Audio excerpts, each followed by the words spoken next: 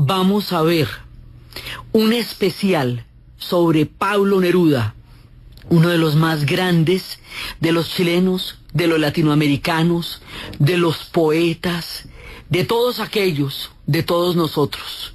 Hoy le rendimos homenaje a Pablo Neruda. Dentro de todos los chilenos, uno de los más grandes, quizá uno de los personajes más importantes de no solamente la historia de Chile, sino de historia de América Latina, y según Gabriel García Márquez, el mejor poeta del siglo XX, en todos los espacios, pues en todas partes, es Pablo Neruda. Ricardo Neftalí Reyes Bazo Alto, nacido en Parral, en Chile, en 1904.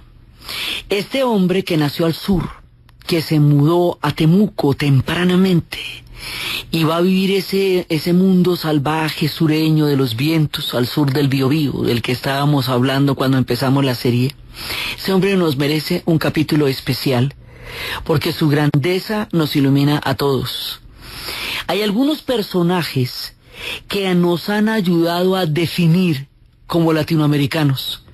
Hay unos personajes que desde la poesía, o desde la novela, o desde el ensayo, nos han dado forma, nos han inscrito, nos han creado, nos han hecho mirarnos a nosotros mismos. Hablábamos, eso es el caso de Galeano, es el caso de Benedetti, de los grandes como Octavio Paz, sí, muchos personajes, pues como Cortázar, como todos los grandes. Este es uno de los personajes que nos pone en el mapa de nuestro propio continente y que nos pone en el mapa del mundo y del universo. Es chileno, es latinoamericano, es universal, es fraterno, es hermano de todos los hombres y todos los hombres fueron sus hermanos. Este hombre fue viajero, diplomático, poeta, fue un hombre comprometido profundamente con la ideología de su tiempo, con el tiempo en el que vivió. Conoció muchísimas partes del planeta. Su obra ha sido traducida al urdu, ha sido traducida al hindi, ha sido traducida, al árabe, checo, polaco, búlgaro, al ruso en muchas ediciones. O sea, es uno de los poetas más traducidos en el mundo, uno de los hombres más conocidos en el mundo. Viajó por todas partes impenitentemente. Fue cónsul en Birmania, fue cónsul en Singapur, fue cónsul en el sudeste asiático. Fue un personaje al que la vida le dio la oportunidad de conocer la tierra entera y se hizo hermano de todos los hombres. Vivió los momentos históricos cruciales del siglo XX y de su patria. La narración de él es la narración de un mundo, de una historia, de una época, de un continente. Es la narración del siglo XX contada en los pasos y en los versos de Neruda. Él está fuera de serie. Estamos hablando aquí de un personaje grande entre los grandes. Entonces, por supuesto, en un solo programa pues no vamos a poder agotar la inmensidad de Neruda, pero es lo que tenemos, ya terminando nuestras historias chilenas con la literatura, trabajando desde la literatura. Ya en el próximo vamos a ver más grandes chilenos como Gabriel Amistad, como Vicente Huidobro, porque lo que tienen los chilenos es grandes escritores, pero la sacó del estadio. Entonces vamos a contar algunas estampas, algunas anécdotas, unos pasos por la vida de Neruda, porque la vida de Neruda es inmensa, riquísima, maravillosa. Entonces vamos a contar casi que pedazos, un poco de la inmensidad que significa meterse uno con las palabras mayores, de intentar hablar aquí de Pablo Neruda. Entonces él nace en Temuco, él nace en Parral, pero va a vivir en Temuco. Es su biografía, bellísima por cierto, Confieso que he vivido, hace una narración muy especial de ese idioma, de esa geografía, de ese viento sureño, helado, ese mar que golpea, que va a ser Temuco. Y luego ya él empieza a ejercer una carrera diplomática y una carrera literaria. Dice, Confieso que he vivido, él dice que su padre, pues que era un hombre de una posición situación económica relativamente holgada, no consideraba que tener un hijo poeta tuviera como, por ejemplo, ninguna gracia. Él no se imaginaba que eso fuera chévere, motivo por el cual adopta tempranamente el seudónimo que después será su nombre de Pablo Neruda. Entonces Ricardo Neftalí Reyes Basoalto se nos va a llamar Pablo Neruda. Dicen que fue por el poeta checo Jan Neruda, de quien tomó su nombre. Hay otro de un personaje de Sherlock Holmes, pero es más cercano a Jan Neruda, porque además él siempre estuvo de una u otra manera cercano a Checoslovaquia, una de las patrias que lo van a habitar a él. Entonces él empieza a publicar, pero desde chiquito se empieza a ganar concursos literarios antecitos de los 20 años, empieza, digamos, con una poética muy temprana, y luego su obra se va haciendo cada vez más grande, cada vez más profusa, cada vez más maravillosa, de manera que una de sus primeras obras, digo primeras porque va a haber muchas, va a llegar al 1.000.000 de ejemplares, la va a conocer todo el mundo, y es con lo que estábamos empezando. Se llama Los 20 poemas de amor y una canción desesperada. Entonces de ahí estábamos empezando el programa con uno de sus poemas cantado por Mercedes Sosa. Ahora lo vamos a escuchar en la voz del poeta, uno de sus poemas, de Los 20 poemas de amor y una canción desesperada. Puedo escribir los versos más tristes esta noche. Escribir, por ejemplo, la noche está estrellada y tiritan azules los astros a lo lejos. El viento de la noche gira en el cielo y canta. Puedo escribir los versos más tristes esta noche. Yo la quise y a veces ella también me quiso. En las noches como esta la tuve entre mis brazos. La besé tantas veces bajo el cielo infinito. Ella me quiso, a veces yo también la quería. Estos son de los más icónicos, el poema 20 y este con el que empezábamos, Me gusta cuando callas porque estás como ausente, son, digamos, sellos absolutos en la poesía de Pablo Neruda. Entonces, como él fueron tantos hombres a la vez, les digo, fue diplomático, fue poeta, fue muchísimas, fue un hombre universal, fue un hombre que conectó mundos, que conoció el universo, fue latinoamericano, fue chileno. Entonces, vamos tomando, él es un hombre caleidoscópico, porque muchas perspectivas del universo lo habitaron. Entonces vamos a tomar momentos de su vida. En la primera parte él va a ser cónsul en el sudeste asiático, rápidamente empieza su carrera y en 1924 es la primera edición de 20 poemas de amor y una canción desesperada en Editorial Nacimiento. Él ha venido escribiendo mucho tiempo antes. Hay una gran cantidad de tiempo de su juventud que él escribe pero todavía no publica, y luego ya empieza a publicar, y en el momento en que empieza a publicar ya empieza a ser un éxito, ya cuando empieza con la revista Caballo de Bastos y empieza todo su mundo literario que es infinito, sí, Anillos y el hombre y su esperanza, Crepusculario, que es la primera, Residencia en la tierra. Entonces, por un lado es toda su profusa obra poética, pero por el otro lado es su obra de vida. Entonces la primera parte es esta cantidad de consulados que le tocan en Birmania, en Singapur, en todo el sudeste asiático, de las que hace unas descripciones en Confieso que he vivido maravillosas. Y después él va a ser nombrado cónsul en España.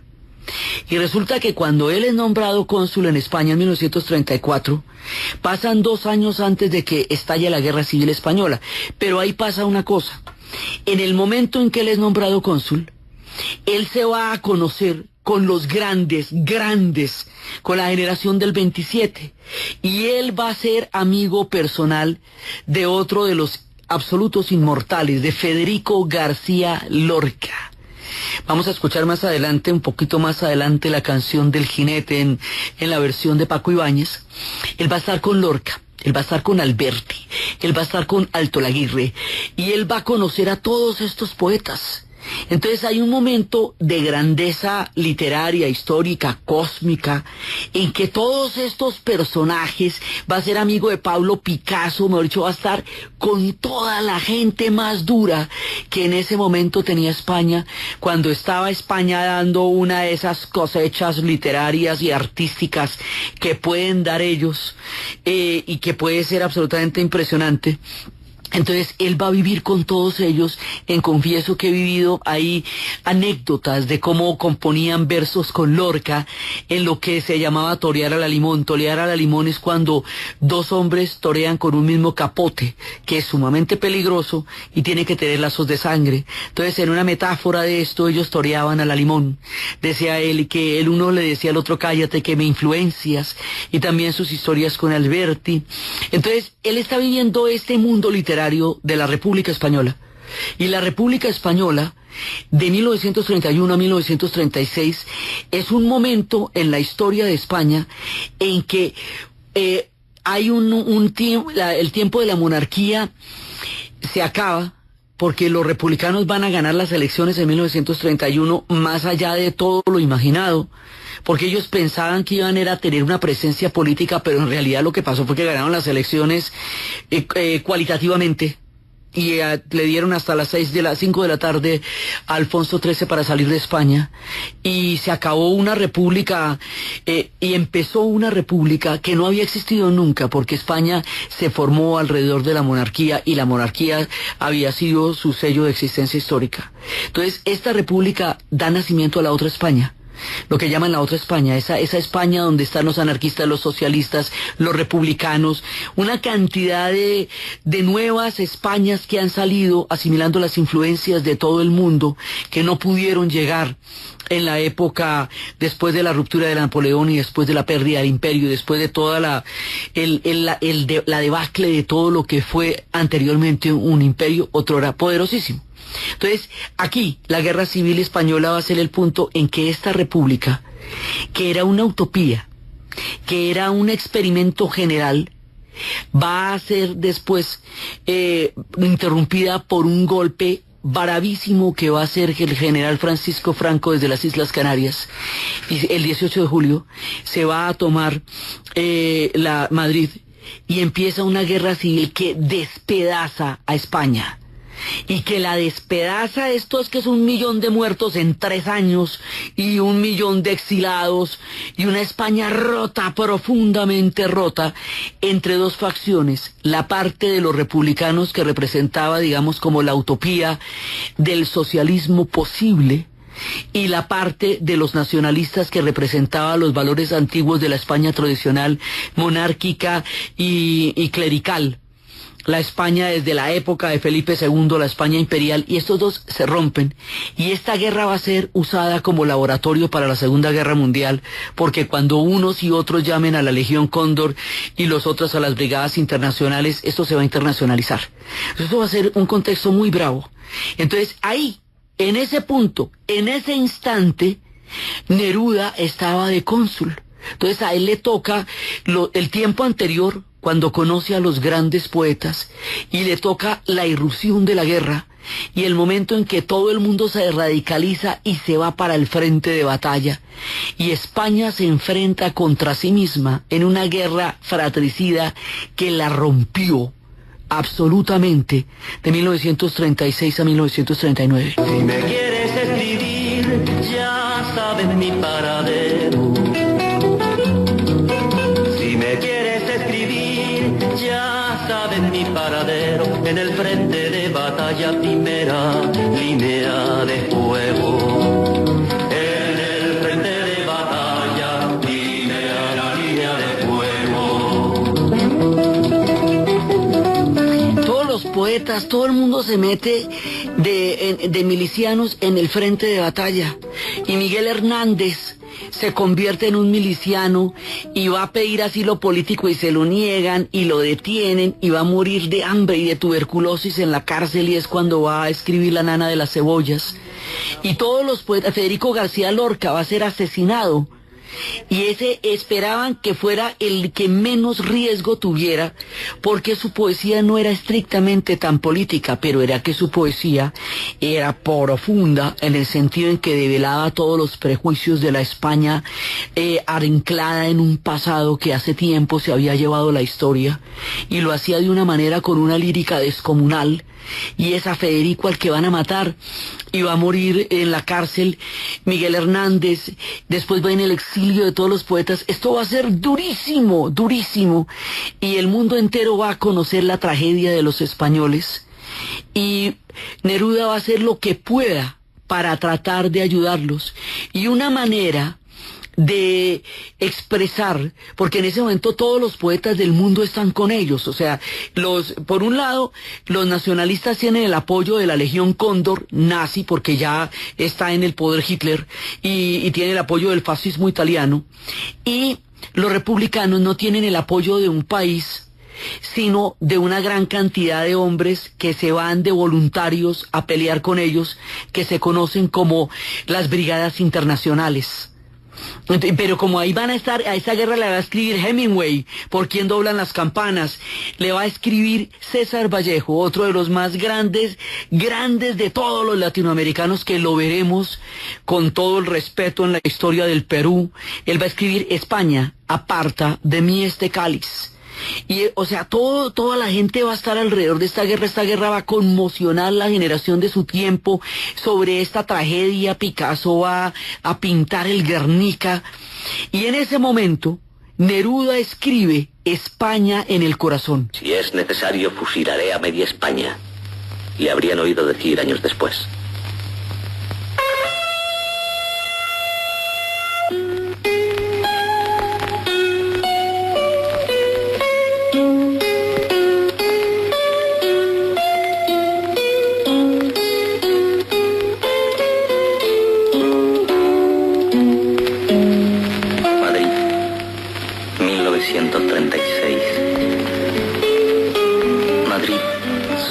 Solemne.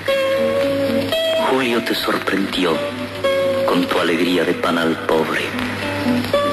Clara era tu calle, claro era tu sueño.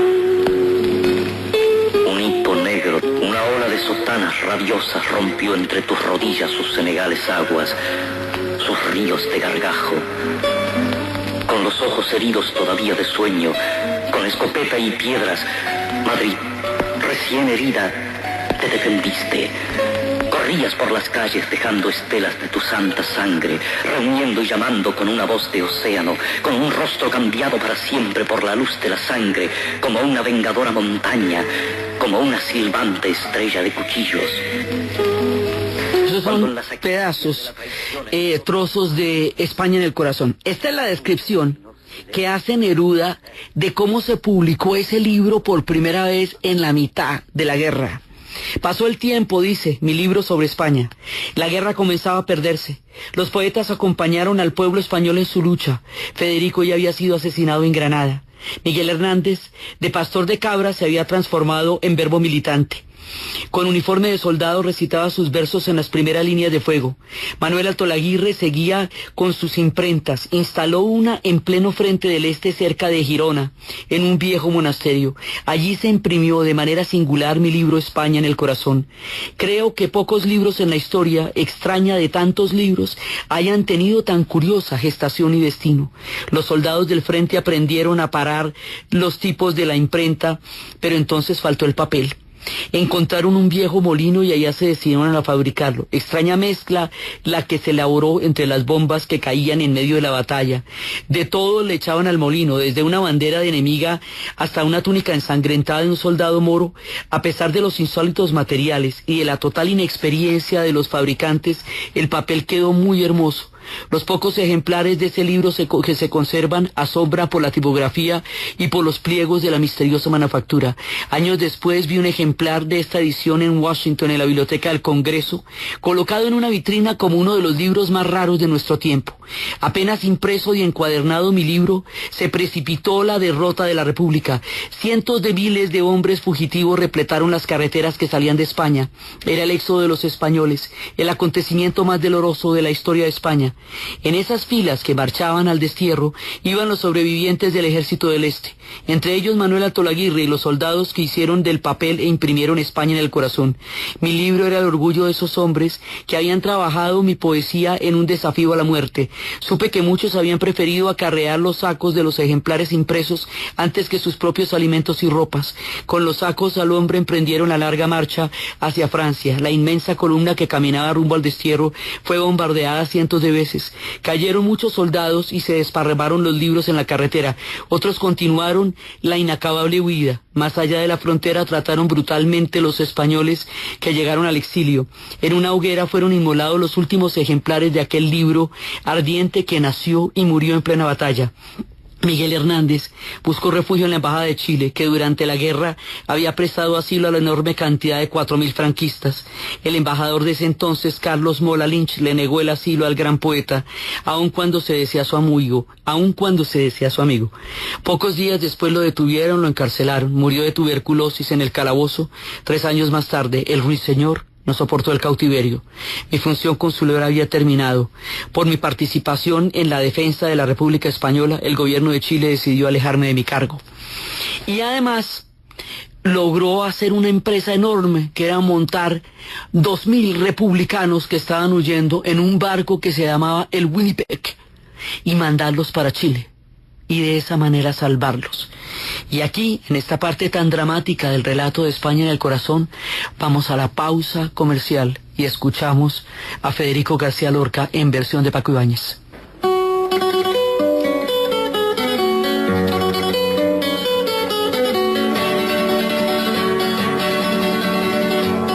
En la luna negra de los bandoleros cantan las espuelas. En la luna negra de los bandoleros cantan las espuelas. Ay, caballito negro, ¿dónde llevas tu jinete muerto? ¿Dónde llevas tu jinete muerto?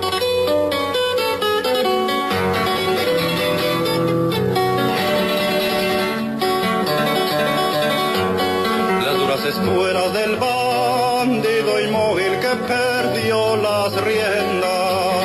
Las duras espuelas del bandido inmóvil que perdió las riendas. Ay, caballito frío, qué perfume de flor de cuchillo, qué perfume de flor de cuchillo.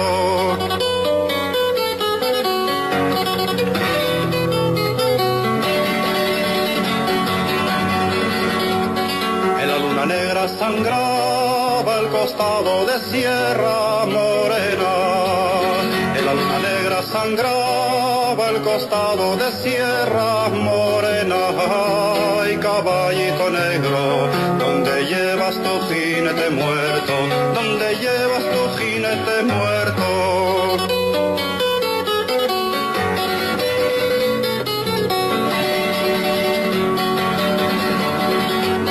En la luna negra un grito y el cuerno largo de la hoguera. En la luna negra un grito y el cuerno largo de la hoguera. Ay, caballito frío, qué perfume de flor de cuchillo, qué perfume de flor de cuchillo. Por ti moveré, el mundo se hace falta. En Servientrega movemos al mundo para que tus negocios se muevan como el viento. El mundo se mueve cuando entregamos vidas, sueños, amores, ilusiones y esperanzas. Servientrega, logística oficial de la Selección Colombia.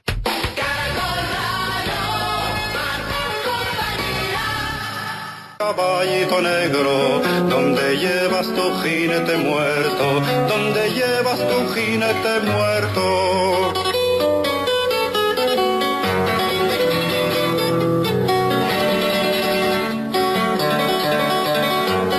Las duras espuelas del bandido inmóvil que perdió las riendas. Las duras espuelas del bandido inmóvil que perdió las riendas. Ay, caballito frío, qué perfume de flor de cuchillo, qué perfume de flor de cuchillo. Así, El mundo conoció la tragedia de los españoles en la guerra civil a través de sus poetas, de sus pintores, de sus músicos y de todos los poetas del mundo que replicaron la tragedia, hicieron tantas historias y tantos poemas a esta España desangrada que vivió uno de los episodios más brutales y aterrador que pueda vivir un pueblo, que es una guerra civil, una guerra fratricida. Pero era una época turbulenta. La guerra civil española fue el antecedente, el laboratorio de la Segunda Guerra Mundial, y la Legión Cóndor utilizó las armas que arrojó sobre España y sobre el Guernica como un ensayo general de lo que haría contra el mundo entero en la Segunda Guerra Mundial. Y más adelante, al poco tiempo, porque la guerra civil española termina en julio del 39, en agosto del 39, y el 1 de septiembre ya estalla la Segunda Guerra Mundial, o sea, eso empatan una con la otra. Y en la Segunda Guerra Mundial, de la que hemos hablado profusamente, hay un episodio en particular al que Neruda le va a dedicar en el libro Tercera Residencia uno de los poemas que lo dará a conocer por el mundo también. O sea, ya en ese momento él era una celebridad, pero esto va a ser su manera de testimoniar su fraternidad hacia otra de las tragedias que seguían pasando en ese momento en el mundo. Pasar de la Guerra Civil Española a la Segunda Guerra Mundial era inimaginable, y dentro de la Segunda Guerra Mundial, donde pasan tantas cosas tan terribles, la definición de la guerra, uno de los momentos en donde cambia el curso de la guerra, está marcado por una tragedia de proporciones inimaginables: la batalla de Stalingrado. A la batalla de Stalingrado, Neruda le va a componer un poema que se llama Canto de Amor a Stalingrado. Y vamos a escuchar un fragmento en la voz del poeta. Mi voz estuvo con tus grandes muertos, contra tus propios muros machacados. Mi voz sonó como campana y viento, mirándote morir, Stalingrado. Deshechas van las invasoras manos, triturados los ojos del soldado.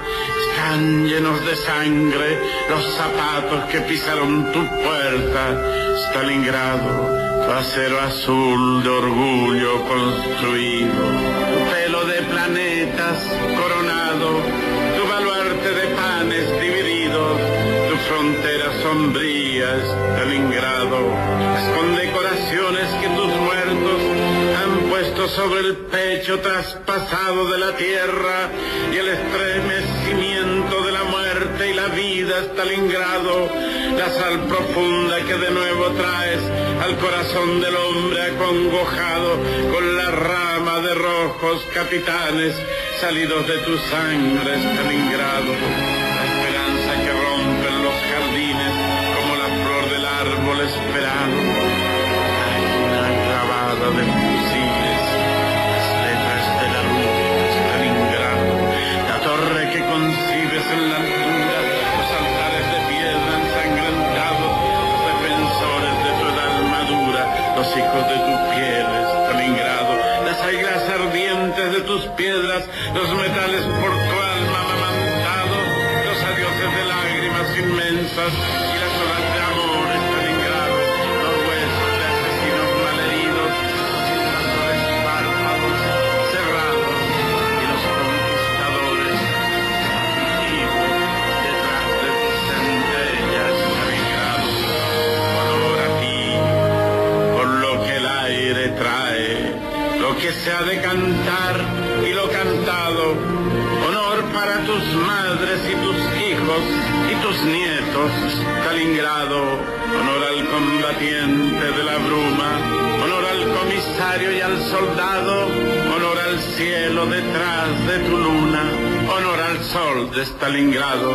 Guárdame un trozo de violenta espuma, guárdame un rifle, guárdame un arado, que lo pongan en mi sepultura con una espiga roja de tu estado, para que sepan si hay alguna duda que he muerto amándote y que me has amado.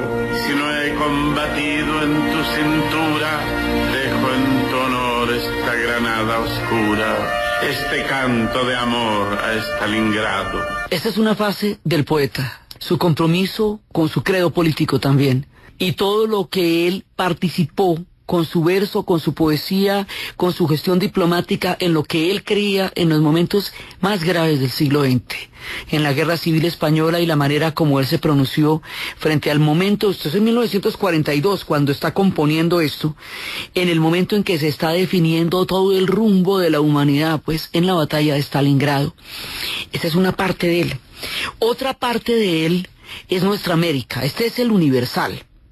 Pero es que resulta que Neruda, además, estuvo escribiendo durante más de 10 años lo que va a ser un monumento gigantesco a nuestra América, algo que nos desborda en la grandeza. Si fuera, digamos, si fuera una pintura sería un tríptico monumental, si fuera una saga sería una cosa increíble, pero es un poema. Ese poema, de lo más grande, de lo más importante que él escribió, no solo por su propia poesía, sino por todos nosotros, América.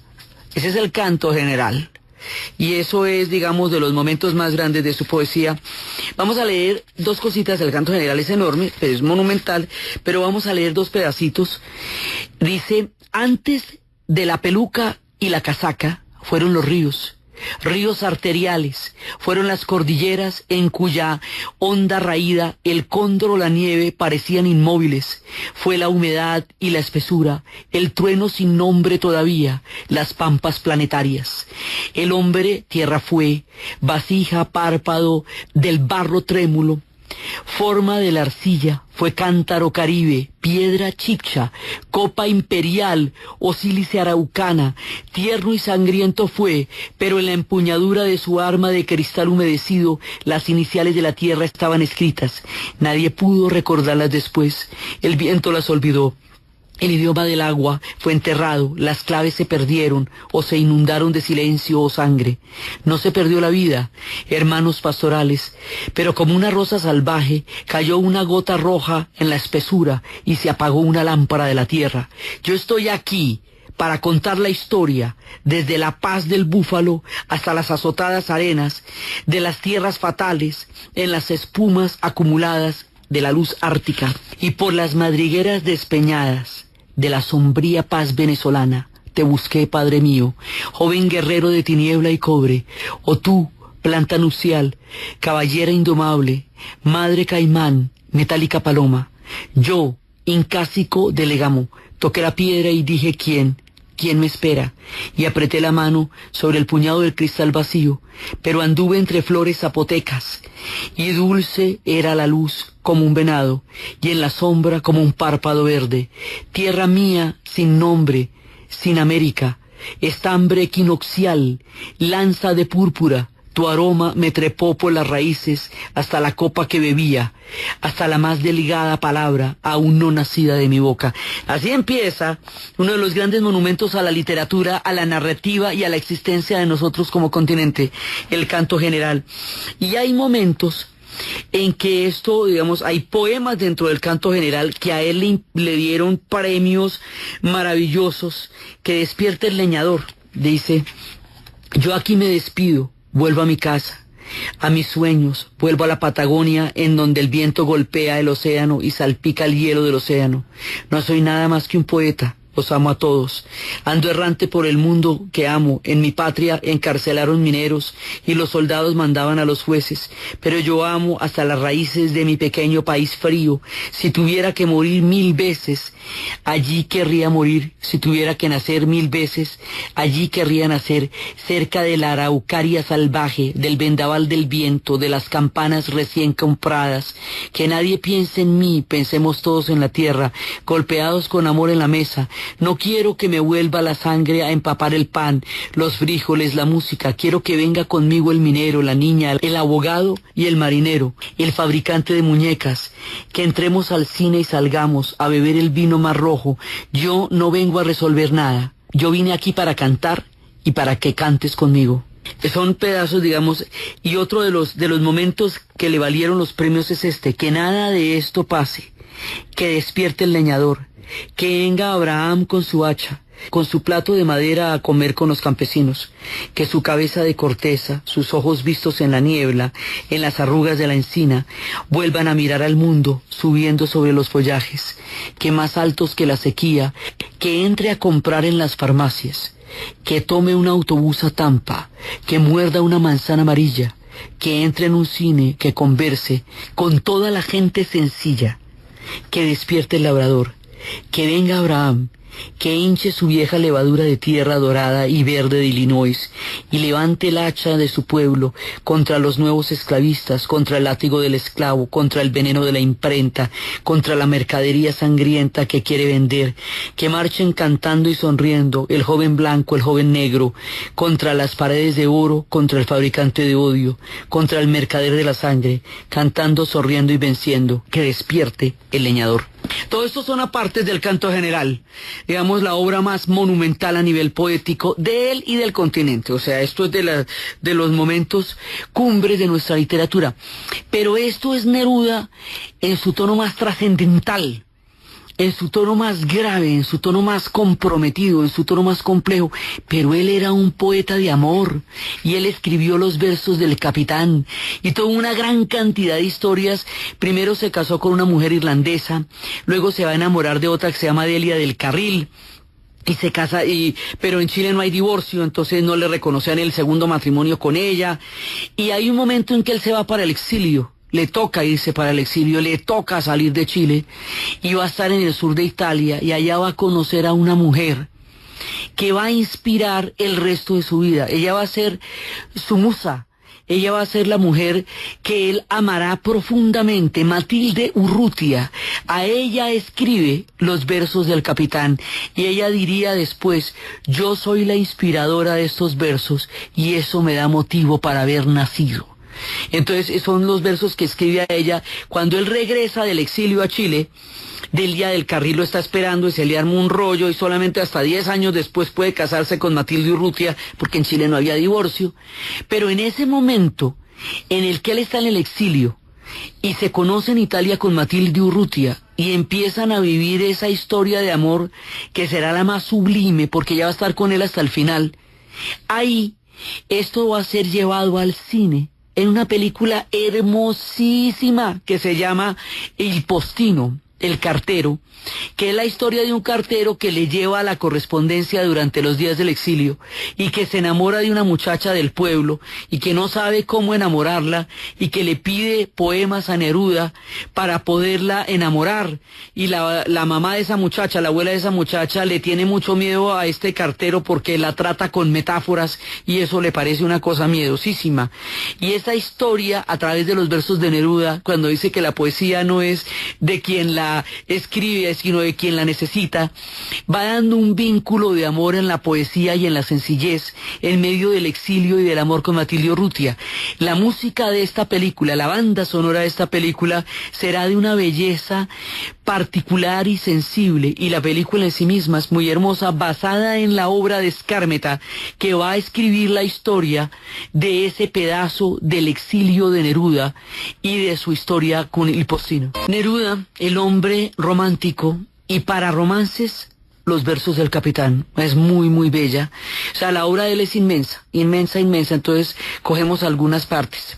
Pero también él es un hombre irreverente, y es un hombre capaz de descomplicarse y de darnos raros poemas que nos describen formas en las que todos somos habitados por muchos yos.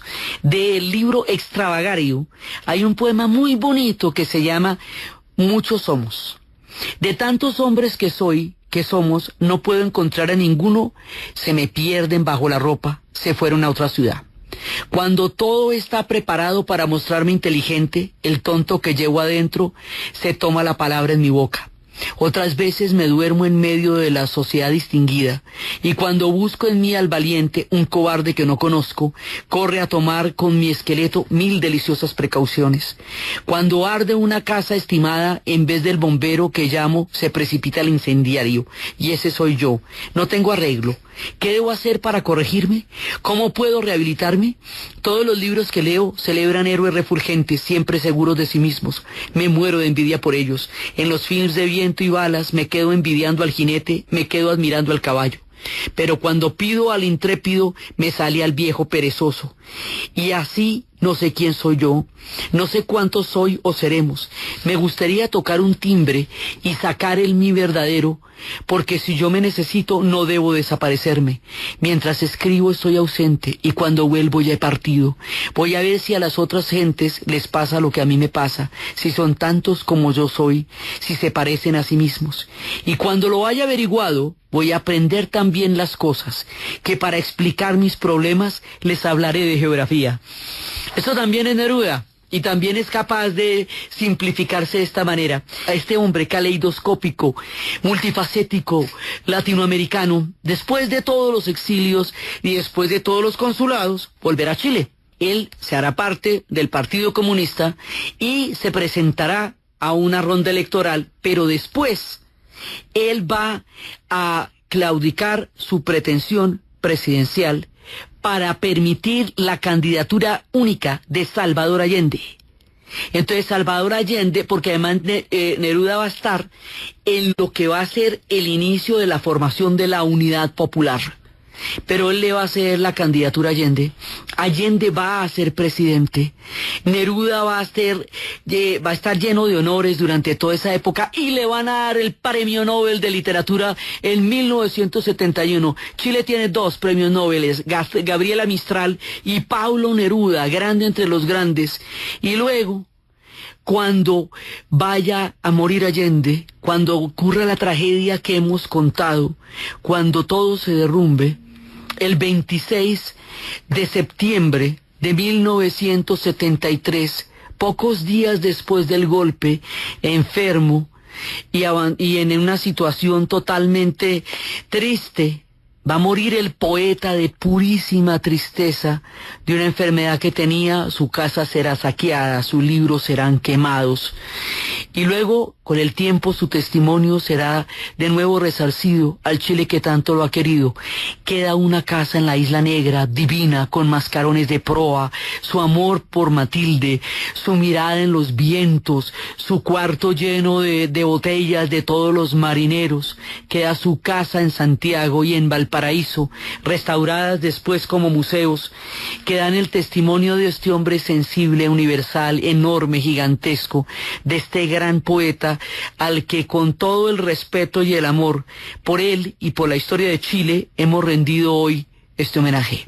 Entonces, desde los espacios de la grandeza, de la poesía, del hombre latinoamericano caleidoscópico, de aquel que nos pinta en el universo, de nuestra propia mirada y de la mirada del mundo, desde los versos del Capitán y el canto de amor Stalingrado, y España en el corazón y Extravagario y el canto general, y los 20 poemas de amor y la canción desesperada, desde este hombre del universo infinito, de los hombres más grandes que ha existido, en la narración de Ana Uribe, en la producción Jessy Rodríguez, y para ustedes, feliz fin de semana.